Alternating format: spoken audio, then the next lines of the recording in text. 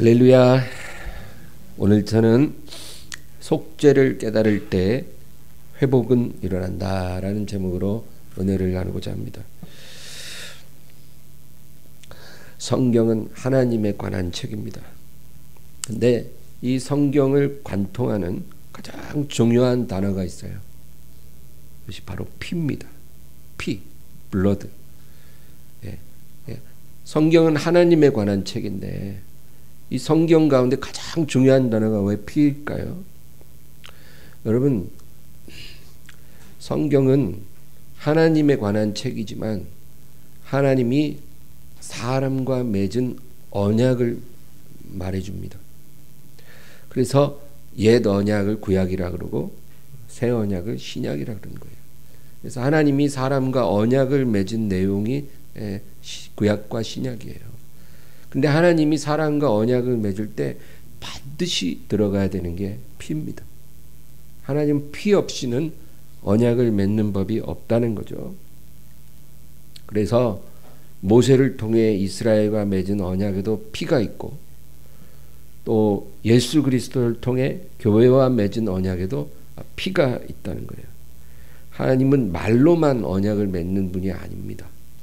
하나님은 말씀하시고 그 말씀을 확증하기 위해 피를 뿌리시는 것입니다. 사람이 무슨 중요한 계약을 할 때 있잖아요. 그러면 계약서가 있잖아요.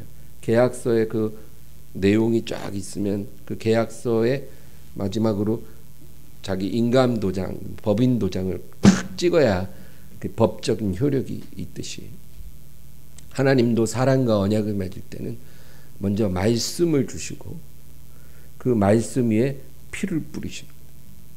그래야 그 언약이 효력을 발휘하는 것입니다.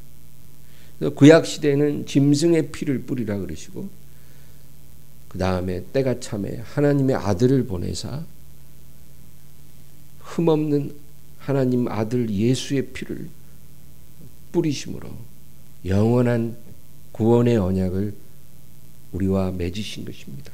할렐루야. 그래서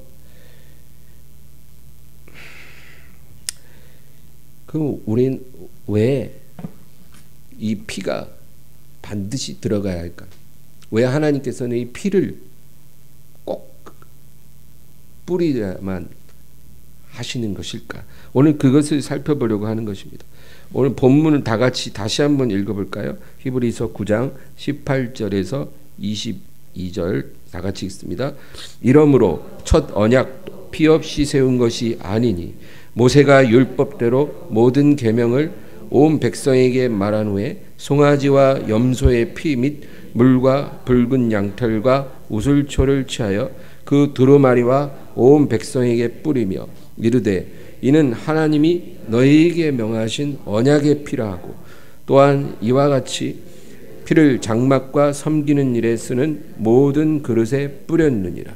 율법을 따라 거의 모든 물건이 피로써 정결하게 되나니 피 흘림이 없은즉 사함이 없느니라. 여기 보면 왜 하나님이 사람과 언약을 맺을 때 반드시 피가 필요한지 우리에게 말해줘요. 특별히 22절 보세요. 율법을 따라 거의 모든 물건이 피로써 정결하게 되나니 피 흘림이 없은즉 사함이 없느니라. 여기서 모든 물건이라고 하는 것은 하나님의 모든 소유를 말해요.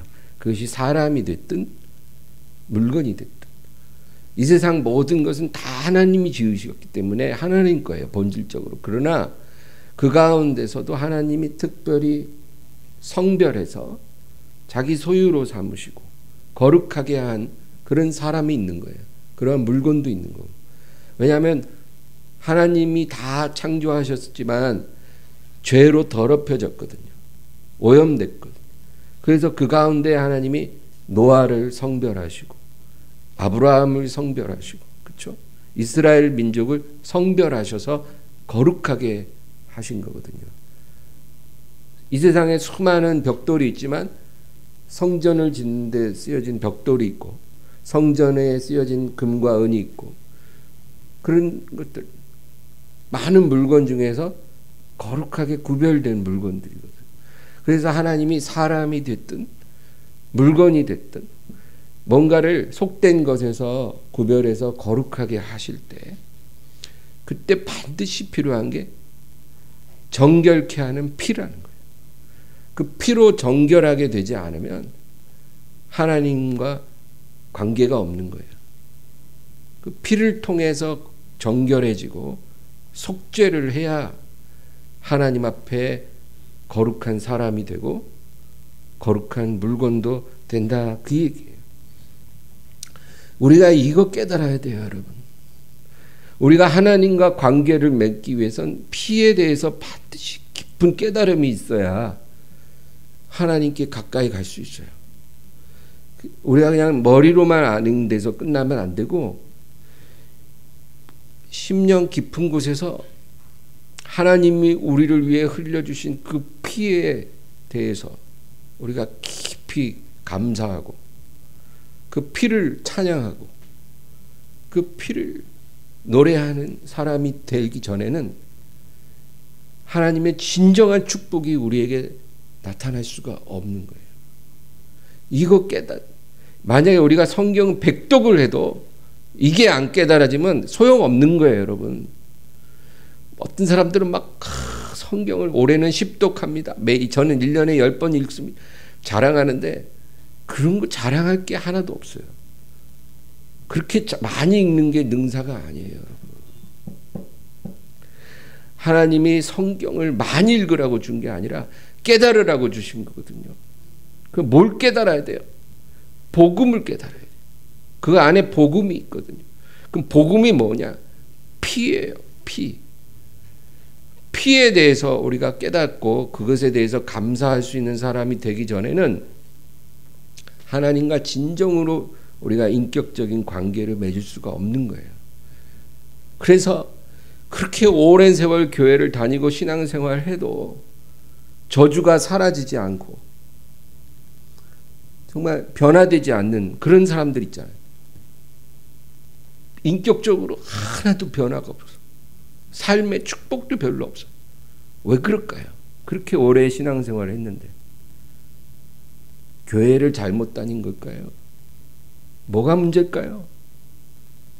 오늘 본문이 우리에게 말해주는 것은 하나님이 피를 통해 우리와 관계를 맺는 하나님인데 그 피가 뭔지를 모르는 거예요. 교회를 그렇게 다녀도. 한 번도 그 피에 대해서 감사하지 못한 거예요. 그러니까 오늘 그 말씀을 여러분과 나누려고 합니다. 피의 속죄는 에덴 동산부터 시작했어요. 여러분 성경을 보면 아담과 하와가 하나님께 범죄했잖아요. 근데 범죄하고 나서 눈이 밝아졌어요. 그리고는 하나님처럼 된 게 아니고 자신의 부끄러움을 본 거예요. 그 전에는 옷이 없어도 부끄러운 줄 모르는데 부끄러운 거예요. 그래서 나뭇잎으로 치마를 만들어서 몸을 가렸다는 거예요. 그런데 성경을 보니 하나님이 아담과 하와를 에덴에서 쫓아내실 때 가죽옷을 지어서 입혀주셨더라. 이게 뭔 소리야? 근데 여러분, 부끄러움을 가리기 위해서 옷을 입잖아요. 근데 하나님께서 아담이 스스로 만들어 부끄러움을 가린 그 옷은 벗겨버리고 하나님이 가죽옷을 친히 지어 입혀주셨다. 그 얘기예요. 몸을 가리고 부끄러움을 가린다는 것은 죄를 가린다 그 말이거든요. 죄 짓고 나서 부끄러움이 보였으니까 그 부끄러움을 가리는 것은 죄를 가리는 걸 의미해요. 근데 아담이 자기 스스로 부끄러움을 가리려고 만든 옷은 의미가 없다 그 얘기예요. 하나님이 옷을 지어 우리의 부끄러움을 가려주셔야 우리의 진정한 수치와 부끄러움이 가려질 수 있다 그 얘기죠. 그래서 반드시 속죄는 우리 힘으로 하는 게 아니라 하나님이 속죄의 길을 열어주셔야 되는 거예요. 근데 이 가죽옷을 입혀주셨을 때 그 무슨 가죽일까요? 짐승 가죽이죠. 그러면 어떤 짐승이 죽고 피가 흘려졌다는 걸 말해요.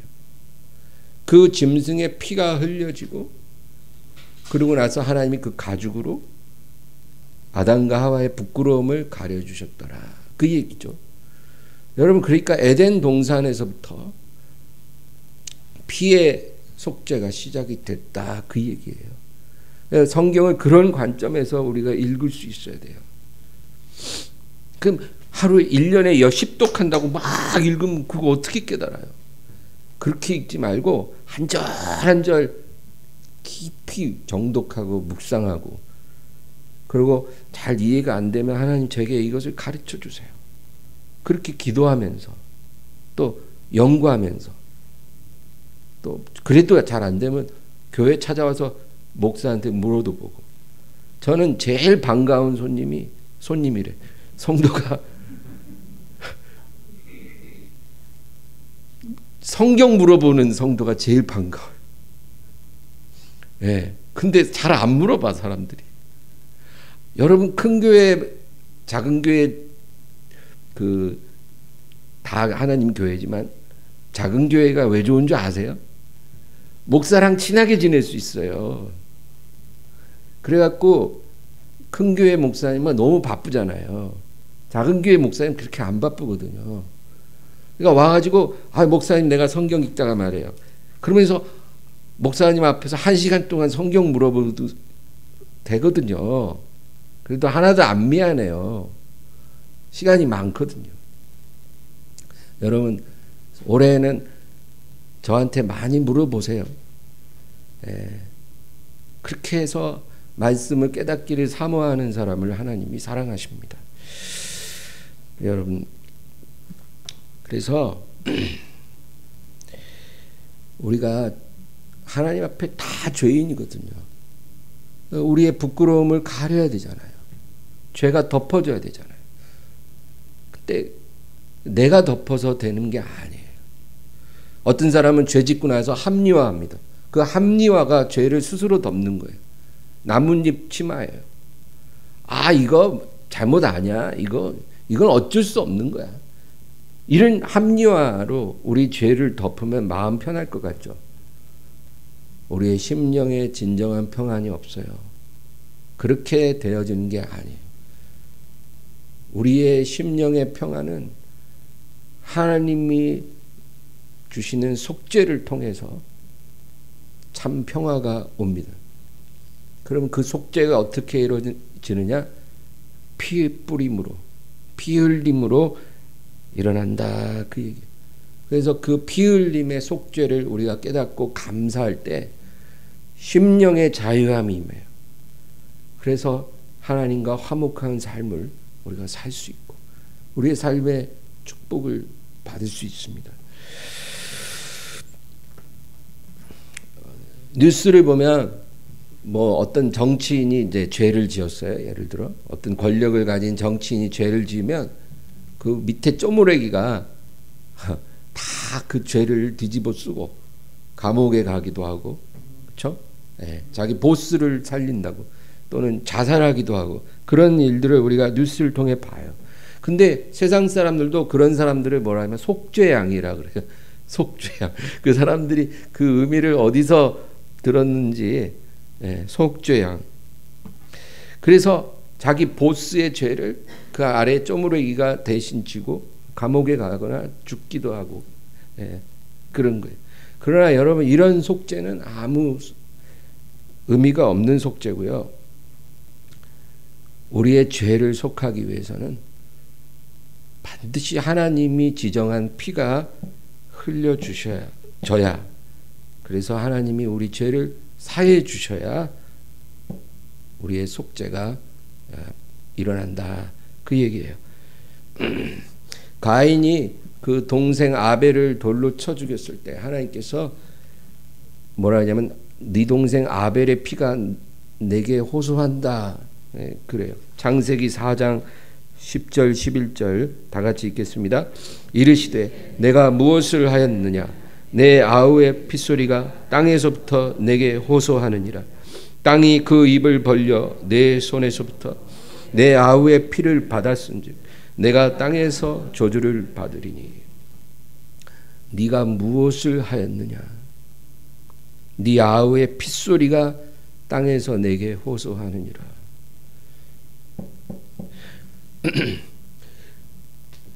여러분, 만약에 어떤 의사가 환자에게 약물을 처방할 때 이 약물이 환자에게 굉장히 해로운 것을 알면서 짐짓 모른 척하고 자기가 돈을 벌어야 되니까 그 약물을 처방했어요. 근데 그 환자가 그 약물로 아주 중병이 들거나 아니면 사망했어요. 그러면은 하나님께서 그 의사에게 그러시는 거예요. 네가 무엇을 하였느냐. 오늘 말씀처럼 네가 무엇을 하였느냐. 네가 처방한 환자의 핏소리가 내게 호소하느니라. 여러분, 우리가요 정말로 무죄한 피를 흘리면 안 돼요. 제일 어리석은 사람이 돈 몇 푼 때문에 무죄한 피 흘리고, 그죠? 그런 짓 하면 안 된다는 거죠. 내가 원치 않는 피를 네가 땅에 흘렸기 때문에 너는 그 핏값으로 저주를 받으리라. 저는 하나님이 가인을 죽이지 않는 게 놀라웠어요. 원래 무죄한 피를 흘리면 죽이거든요, 율법에는. 근데 율법 이전이라 그런지 하나님이 아니면 씨가 귀해서 그랬는지 가인을 죽이진 않으셨지만 가인이 그걸로 저주받아서 땅에서 유리하는 자가 됐더라. 사무엘하 21장에는 다윗 시대에 이스라엘에 3년 기근이 들었다는 거예요. 여러분, 지금도 3년 기근은 굉장히 큰 재앙이죠. 예전 고대 사회에, 농경 사회에 3년 기근, 3년간 비가 거의 안 오고 그러면 어마어마한 국가적 재앙이에요. 그러면 당연히 왕이 신에게 제사도 드리고 막 그러잖아요. 근데 이스라엘의 하나님께 다윗이 기도했어요. 이게 왜 이런 일이 있습니까, 하나님? 그러니까 하나님이 다윗에게 사울이, 너의 전때 왕이었던 사울이 기브온 사람의 무죄한 피를 흘렸기 때문이라는 거예요. 하나님이 다윗에게 그 이유를 말해 주신 거예요. 기브온 사람의 무죄한 피를 사울이 왕으로 있을 때 흘렸다. 여러분, 왕이 죄를 범하면 국가의 재앙이 온다는 거죠. 네, 그거는 성경적인 거예요. 그래서 사울이 지은 그 무죄한 피로 인해서 이 가뭄 재앙이 왔다.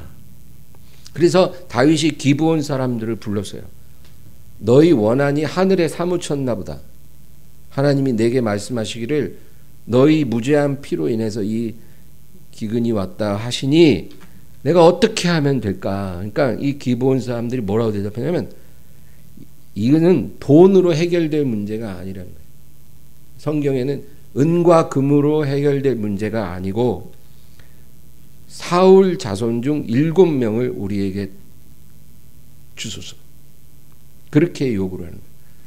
그래서 그 사울 자손 7명의 남자를 내주고 그들을 목매달았어요. 그들이 목매달려 있는 동안에 하늘에서 비가 쏟아지기 시작했다라는 거예요. 여러분, 이런 성경이 우리에게 지혜를 주는 거예요. 우리 사무엘하 21장 9절 10절 21장 9절 10절 다 같이 읽습니다. 그들을 기브온 사람의 손에 넘기니 기브온 사람이 그들을 산 위에서 여호와 앞에 목매어 달매 그들 7사람이 동시에 죽으니 죽은 때는 곡식 빼는 첫날 곧 보리를 베기 시작하는 때더라. 아야의 딸 리스바가 굵은 배를 가져다가 자기를 위하여 바위 위에 펴고 곡식 빼기 시작할 때부터 하늘에서 비가 시체에 쏟아지기까지 그 시체에 낮에는 공중의 새가 앉지 못하게 하고 밤에는 들짐승이 범하지 못하게 한지라. 이런 일이 있다는 거예요. 우리가 무죄한 피를 흘리면 하나님이 반드시 핏값을 요구하신다. 그래서 이스라엘에는 도피성이라는 제도가 있어요. 어떤 성읍을 6개를 딱 구별해 놓고 도피성이라 했어요. 그래서 사람이 뭐 실수로 누군가를 죽이잖아요. 그러면 그 도피성으로 피할 수 있는 거예요. 나무를 베다가 도끼 날이 자루에서 빠져갖고 맞은편에 있는 사람 탁 때려갖고 죽었어요. 그건 일부러 죽인 게 아니잖아요. 그래도 그 죽은 사람 가족들이 가만 안 있거든요. 반드시 피는 피로 해갖고 죽여버리니까 그걸 도피성에 피하라는 거예요. 근데 고의로 사람을 죽이면 아무리 도피성으로 도망가더라도 그 사람을 제단에서라도 끌어내려서 죽이라. 하나님이 율법에 그렇게 명하셨어요. 도피성도 소용없는 거예요. 고의로 피를 흘리면 반드시 죽여라. 그래서 한 사회에 이 고의로 무죄하게 흘려진 피가 쌓이면 반드시 하나님의 심판이 다가온다는 것을 성경이 우리에게 말씀해 주고 있어요. 우리가 이 부지 중에 사람을 죽이면 안 되잖아요. 부지 중에라도. 근데 예수님은 뭐라 그랬냐면 형제에 대해서 분노하고 미워하는 것, 그거 역시 살인이라는 거예요. 근데 우리가 그 사람을 죽인다는 생각은 안 하잖아요. 그냥 분노할 뿐이고 미워할 뿐이잖아요. 그런데도 그것이 부지 중에 살인이라는 거예요. 그러면 안 되죠. 여러분, 우리가 형제에 대해 분노하고 미워하지도 말아야 돼요. 그 마음이 막 들어오면 주님, 내 마음을 다스려 주소서.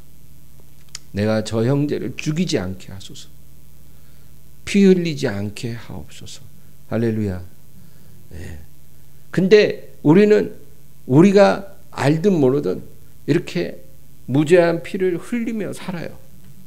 우리가 이제까지 여러분 뭐 내가 남으로부터 피 흘리며 살았다 이런 사람도 있지만 남의 피를 내가 흘린 일도 많을 거예요.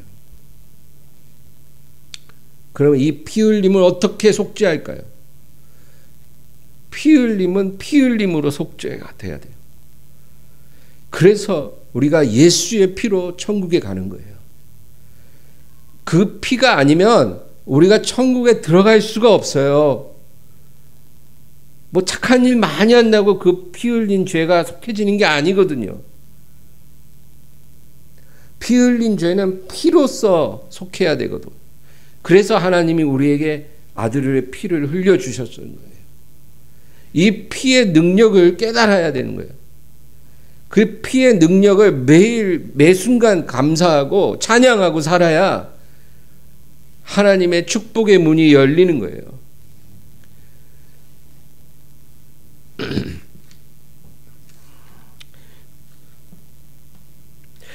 히브리서 오늘 본문 9장 13절 14절을 우리 한번 읽어볼까요? 13절 14절입니다. 염소와 황소의 피와 및 암송아지의 죄를 부정한 자에게 뿌려 그 육체를 정결하게 하여 거룩하게 하거든. 하물며 영원하신 성령으로 말미암아 흠없는 자기를 하나님께 드린 그리스도의 피가 어찌 너희 양심을 죽은 행실에서 깨끗하게 하고 살아계신 하나님을 섬기게 하지 못하겠느냐. 저는 이 구절을 너무 사랑해요. 흠없는 그리스도의 피가 어찌 너희 양심을 죽은 행실에서 깨끗하게 하고 살아계신 하나님을 섬기게 하지 못하겠느냐. 우리가 죽은 행실로 우리 양심이 더러워졌어요. 저와 여러분은 다 그런 존재예요. 근데 이것을, 이 더러워진 양심을 깨끗하게 정결하게 할 수 있는 능력은 흠없는 하나님 아들의 피밖에 없다는 거예요. 우리 노력으로, 힘으로, 능으로, 선한 행실로 안 돼요. 절대 안 돼요. 오직 하나님 아들 예수의 흠없는 피만이 우리의 죽은 양심을 정결하게 하고 살아계신 하나님을 섬길 수 있도록 만들어준다는 거예요. 정말 너무 감사한 거죠. 여러분, 이게 복음이에요. 이 은혜가 머리에서 가슴으로 내려와서 막 내 눈에서 뜨거운 눈물이 팍 쏟아질 때, 여러분, 그때 구원을 받는 거예요. 어떤 사람들은 그 교회 다니고 그냥 결신기도 하면 구원받는다 그러죠. 천만에 만만에. 교회 나가서 결신기도 하는 거는 그냥 구원의 문고리를 잡는 거예요.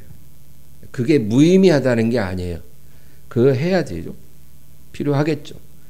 그러나 그거 딱 했다고 오늘부터 구원받았다. 천만에.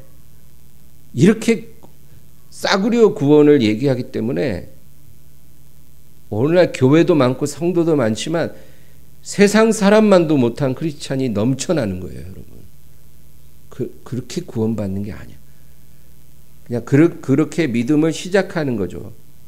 그러나 구원이 언제 일어나냐면 이 피의 능력을 머리에서 가슴으로 깨달아서 그 피 때문에 내가 정결하게 되고 속죄가 되었습니다.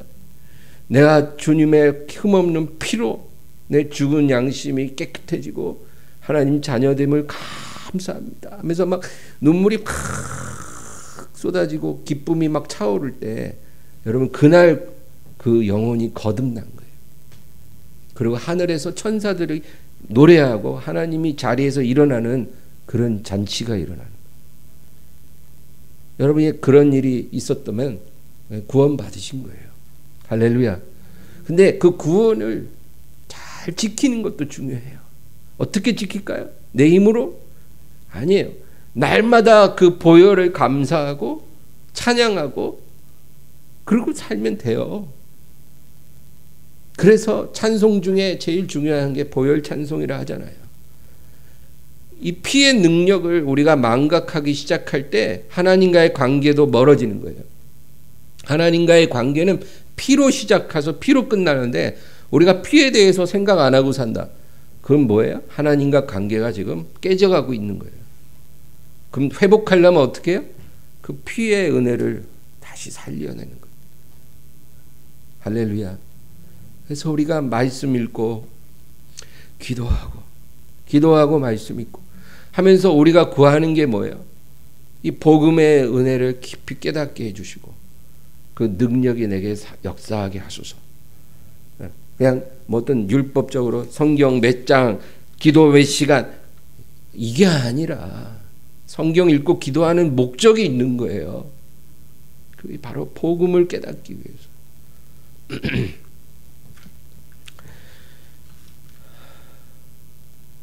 만약에 우리가 이런 은혜가 없다면 그 사람은 그냥 그리스도인이 아닌 거예요. 교회는 다닐지도 몰라도. 병든 그리스도인, 잠든 그리스도인, 정상적인 하나님의 사람이 아니에요. 교회 직분이 뭐냐가 중요한 게 아니고 이 피의 은혜를 우리 마음에 품고 감사하며 사느냐 아니냐, 그거예요. 여러분, 그리스도인과 믿지 않는 사람의 차이가 뭔지 아세요? 감사하냐 안 하냐, 그게 아니에요. 무엇에 감사하는 사람이냐, 그거예요. 안 믿는 사람도 감사 다 해요. 명절 되면 부모님 앞에 감사하다 그러고, 그리고 자기 지인들 중에 자기한테 도움 준 사람들한테 명절날 감사하다고 선물도 보내고 다 그러잖아요. 안 믿는 사람도 감사해야 될 사람한테 감사 잘해요. 그러나 그리스도인은 어떤 사람이냐면 나를 정결케 하시고 구속하신 그 나를 위해 흘려주신 그 피에 대해서 감사할 줄 아는 사람, 그 사람이 바로 크리스찬이에요. 여러분, 그런 감사가 충만하길 바랍니다. 예수님이 잡히시기 직전에 이제 마지막 식사를 해요. 그 최후의 만찬이라 그러죠. 그때 이제 예수님이 뭐라고 하십니까? 마태복음 26장 27, 28절 우리 함께 읽겠습니다. 또 잔을 가지사 감사기도 하시고 그들에게 주시며 이르시되 너희가 다 이것을 마시라. 이것은 죄사함을 얻게 하려고 많은 사람을 위하여 흘리는 바 나의 피 곧 언약의 피니라. 너희가 다 이것을 마시라. 포도주 잔 딱 드시고 너희가 다 이것을 마셔야 한다. 이 잔은 너희 죄사함을 위하여 너희를 위해 흘리는 나의 피, 언약의 피니라. 예수님 그렇게 말씀하셔요. 우리가 예수를 믿는다는 것은 예수님이 흘린 피를 믿는 거예요. 만약에 우리가 아무리 예수님을 믿는다 하면서 그 피가 뭔지 모르면 예수님을 믿고 있는 게 아니에요. 지금 그 사람 구원 못 받았어요. 아직 말로는 내 크리스찬입니다, 나 교회 다닙니다, 이런 사람 많잖아요. 어디 가서 종교, 기독교. 그러나 그게 아니에요. 예수님의 피를 모르면 그 사람 아직 예수 믿는 거 아니에요. 그냥 교회에 속해 있을 뿐이죠. 왔다 갔다 하는 거예요.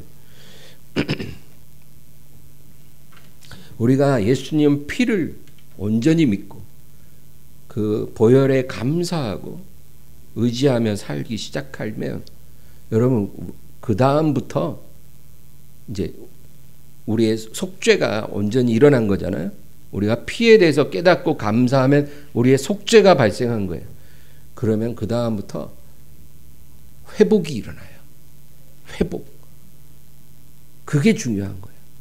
반드시 피의 속죄가 발생하고 나야 하나님과의 관계가 회복이 되는 거고, 그 다음부터 하나님의 생명이 우리에게 흘러 들어와서 우리의 삶에 회복이 일어나는 거예요.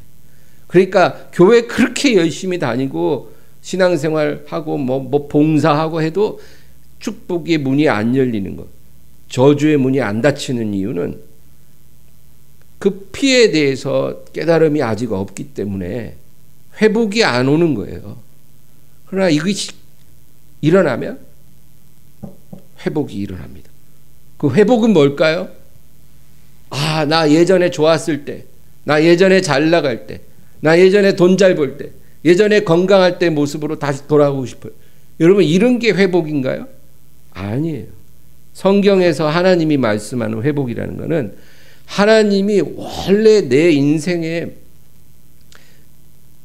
계획하셨던 나의 모습, 나에게 의도하셨던 나의 모습을 회복하라는 거예요.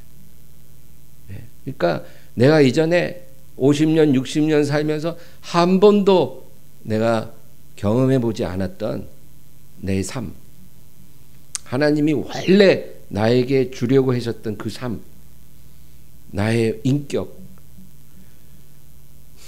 하나님의 형상, 그리고 하나님이 부어주시고자 했던 축복들, 그것이 나의 불순종으로 인해서 자꾸 유보됐었던 것들. 원래 이스라엘은 2년 만에 요단강 건너야 되는 그 계획이었지만 불순종 완악함으로 38년 추가돼서 40년을 방황하게 됐잖아요. 그러니까 우리가 하나님께 완악하면 축복이 유보되거든요. 하나님의 형상이 유보돼요. 그러니까 그것이 회복된다는 거예요. 그 문이 열리는 거예요. 보혈을 깨닫는 순간부터 축복의 문이 열려요. 내가 이제부터 너에게 복을 주리라. 이것이 여러분 복음의 신비예요. 고린도전서 2장 9절 말씀 읽겠습니다. 기록된 바 하나님이 자기를 사랑하는 자들을 위하여 예비하신 모든 것은 눈으로 보지 못하고 귀로 듣지 못하고 사람의 마음으로 생각하지도 못하였다 함과 같으니라. 이런 축복의 문이 열린 거예요. 우리가 한 번도 생각도 못하고 본 적도 들은 적도 없었던 그런 축복의 문을 열어주시는 거예요. 할렐루야. 그래서 이 보혈을 깨닫고 감사하는 은혜가 은혜 중에 은혜예요. 여러분, 다른 은혜보다 이 은혜를 사모하시기 바라요. 하나님은 우리가 이 세상에서 떼인 돈 받아주시는 하나님도 아니고, 우리 형제가 유산을 나랑 공평히 나누게 하여 주시옵소서, 그러면 그거 해결해 주신 하나님도 아니에요. 사업하다가 잃어버린 돈 다시 찾게 해주시는 하나님도 아니에요. 우리 하나님을 그 정도 하나님으로 우리가 모욕하면 안 돼요. 하나님은 그거보다 차원을 달리하는, 우리의 인생에 하나님이 원래 계획하셨던 그 영광을 회복시켜 주길 원하시는 하나님. 할렐루야. 그러려면 어떻게 해야 돼요? 하나님 아들의 피에 대해서 우리가 깊이 깨닫는 역사가 있어야 되겠다.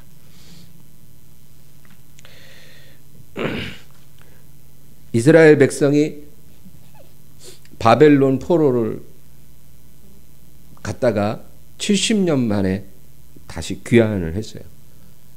많지 않은 숫자, 한 5만 명 정도가 이제 포로로 귀환을 해요. 1차 포로 귀환을 해요. 그래서 이제 황폐화된 예루살렘에 와서 이제 살기 시작합니다. 근데 이 사람들이 와서는 자기 집이나 자기 사업을 세우는 데는 굉장히 열심이었지만 무너진 성전을 재건하는 데는 별로 열심이 없었더라는 거예요. 그래서 학개라는 선지자가 그 이스라엘 사람들을 책망합니다. 너희 인생의 순서가 잘못되었기 때문에 하나님이 너희의 수확을 입으로 다 불어버리고 너희가 얻은 것을 구멍 뚫린 전대에 넣는 것과 같이 하셨다는 거예요. 너희 인생의 순서가 바뀜으로 너희가 열심히 일해도 그 일한 수고에 기대한 수확의 딱 절반 이하로 하나님이 주셨다고 그렇게 학개서에 기록되어 있어요. 여러분, 우리가 꼭 하나님께 뭐 직접 들어야 아는 거 아니에요. 성경이 우리에게 주신 완벽한 예언이에요. 성경에 통해서 하나님 우리에게 말씀하셔요. 우리의 삶의 순서가 잘못되면 우리의 열심히 일한 노동의 그 결실을 하나님이 절반 이하로 불어버리는 거예요. 그렇게 책망을 합니다. 순서를 다시 바르게 해라. 그래갖고 이스라엘 백성들이 깨달아가지고 그러면 우리가 성전을 다시 재건 먼저 해야 되겠다. 그래서 일심으로 해갖고 성전 재건을 하고 거기서 속죄 제사를 다시 드리기 시작했어요. 속죄의 피를 그 제단에서 흘리기 시작했다, 그 얘기예요. 이제까지는 자기 집 짓고 사업 일으키는데 그냥 정신이 없어갖고 속죄의 피 별 관심도 없던 사람들이 이제 성전을 짓고 제단에 속죄의 피를 흘리기 시작했어요. 그러니까 이제 학개 선지자가 다시 뭐라고 얘기할까요? 학개 2장 15절에서 19절. 학개 2장 15절에서 19절 읽습니다. 이제 원하건대 너희는 오늘부터 이전 곧 여호와의 전에 돌 위에 놓이지 아니하였던 때를 기억하라. 그때에는 20고루 곡식더미에 이른즉 10고루뿐이었고 포도즙 틀에 50고루를 기르러 이른즉 20고루뿐이었느니라. 만군의 여호와가 말하노라. 내가 너희 손으로 지은 모든 일에 곡식을 마르게 하는 재앙과 깐부기 재앙과 우박으로 쳤으나 너희가 내게로 돌이키지 아니하였느니라. 너희는 오늘 이전을 기억하라. 아홉째 달 24일 곧 여호와의 성전 지대를 쌓던 날부터 기억하여 보라. 곡식 종자가 아직도 창고에 있느냐? 포도나무, 무화과나무, 석류나무, 감람나무의 열매가 맺지 못하였느니라. 그러나 오늘부터는 내가 너희에게 복을 주리라. 아멘. 속죄의 피가 흘려지기 시작한 날부터 하나님이 말씀하신 거예요. 내가 오늘부터 복을 주리라. 여러분, 우리가 참 감사한 건 우리는 이제 짐승의 피를 흘릴 필요가 없다는 거예요. 갈보리 언덕에서 하나님의 아들의 무죄한 피가 다 한 방울 남김없이 우리를 위해 흘려졌거든요. 그 우리가 할 일은 주여 그 은혜를 제가 알게 하옵소서. 제가 알고 깨닫고 그 은혜에 감사하며 정말 그 은혜 때문에 찬양하며 그 은혜로 제가 사는 그런 사람 되게 하옵소서. 아침 저녁으로 그 은혜에 대해서 감사하며 기도하는 사람 되게 하옵소서. 우리가 이렇게 되기만 하면 하나님이 우리에게도 말씀하시는 네가 하나님의 아들의 피를 깨닫고 그것을 의지하니 이제부터는 내가 너에게 복을 주리라. 너와 나의 관계가 회복되었고 내가 너에게 주려고 모아놨던 축복들, 수십 년간 유보됐던 축복들 내가 이제부터 너한테 부어주리라. 할렐루야. 믿으시기 바랍니다. 이것이 하나님의 능력이에요. 그래서 우리가 이 복음으로 사는 게 중요한 거예요. 레위기 17장 11절 우리 다 같이 읽습니다. 육체의 생명은 피에 있음이라. 내가 이 피를 너희에게 주어 제단에 뿌려 너희의 생명을 위하여 속죄하게 하였나니 생명이 피에 있으므로 피가 죄를 속하느니라. 이 한 구절이 성경 전체를 요약한다고 볼 수 있어요. 사람이 하나님 앞에 범죄하면 하나님이 아담에게 분명히 얘기했어요. 네가 동산 중앙에 있는 내가 그만 과실을 먹으면 내가 반드시 죽으리라. 여러분 우리가 하나님께 범죄했기 때문에 우리 영혼은 이미 사망한 거예요. 근데 우리의 죄를 씻을 수 있는 길이 하나님의 아들의 피. 그 피가 뿌려지면 우리 죽은 영혼이 살고 우리에게 생명의 역사가 일어난다. 생명이 피에 있으므로 피가 죄를 속하느니라.